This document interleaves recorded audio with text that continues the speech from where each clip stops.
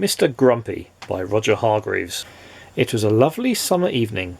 Mr. Grumpy was at home, Cross Patch Cottage. He sat down in an armchair and picked up a book. And then, do you know what he did? He tore all the pages out of it, every one. Mr. Grumpy can't stand books. He has a shocking bad temper. In fact, he's quite the most bad-tempered person you can imagine. Grumpy by name, and even more grumpy by nature. The following morning he was out in his garden pulling up flowers. He couldn't stand pretty flowers growing in his garden. When out of the corner of his eye he saw a figure. It was Mr. Happy. "Good morning," said Mr. Happy. "Good," said Mr. Grumpy. "What's good about it?" "But," said Mr. Happy. "But nothing," went on Mr. Grumpy. "Get out of my garden." "I beg your pardon," said Mr. Happy. "You heard me," snapped Mr. Grumpy. "Go away." "I say," laughed Mr. Happy, "you are a bad-tempered fellow." "Humph!" grunted Mr. Grumpy. "And," went on Mr. Happy, "bad-tempered fellows need to change their ways." "Rubbish!" retorted Mr. Grumpy, and went into his cottage, deliberately stepping on Mr. Happy's foot as he passed him. "Ouch!" said Mr. Happy. Bang! went the door of Cross Patch Cottage as Mr. Grumpy slammed it behind him. Mr. Happy stood there, looking not quite so happy as he normally does. His foot hurt. He thought, and thought, and thought some more. Then he had an idea. He smiled and went to see Mr. Tickle.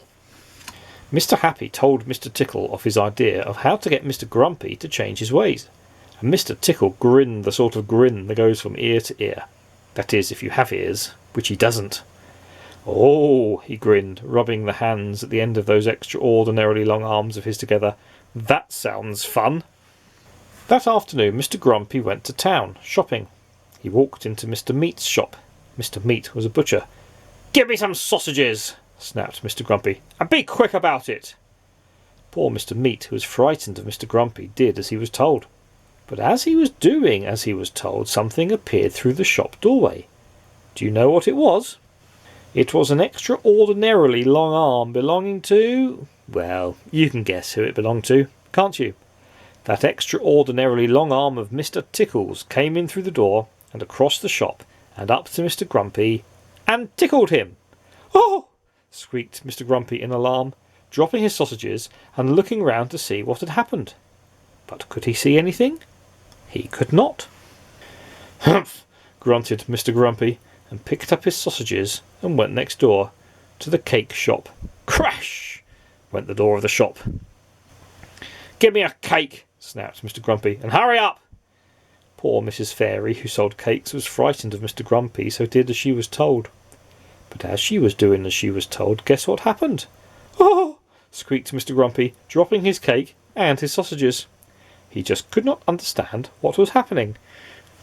And the same thing happened at Mr. Daly's, the newspaper shop, and at Mrs. Humbug's, the sweet shop, and at Mr. Bottle's dairy, and at Mr. Packet's, the grocer's. It went on all afternoon. And all afternoon Mr. Grumpy kept being tickled and dropping his shopping and picking it up, and being tickled and dropping his shopping and picking it up, and being tickled and dropping his shopping, and he just could not understand it. On his way home to Cross Patch Cottage he met Mr. Happy again. "Hello!" grinned Mr. Happy. "Having a nice day?"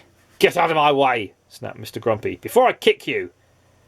But almost before the words had passed his lips, that extraordinarily long arm of Mr. Tickle's had appeared from behind the tree and tickled him yet again.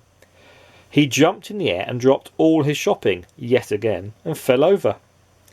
Mr. Happy looked down at Mr. Grumpy lying amid a jumble of sausages and cake and newspapers and sweets and milk and cornflakes. "I think," he laughed, "that if you were to change your ways and be not quite so bad-tempered quite so often, this sort of thing might not happen to you quite so often." "Humph!" grunted Mr. Grumpy. He picked up all his shopping yet again and went home to Cross Patch Cottage.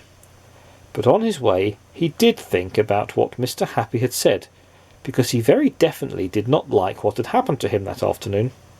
Mr. Happy and Mr. Tickle laughed and shook hands. And so, after that, he did try to be not quite so bad-tempered quite so often. And the more he tried, the less he found he was tickled. And so he tried more and more. And these days he's quite a changed person. Why, only the other evening he picked up a book. And do you know what? He only tore out one page.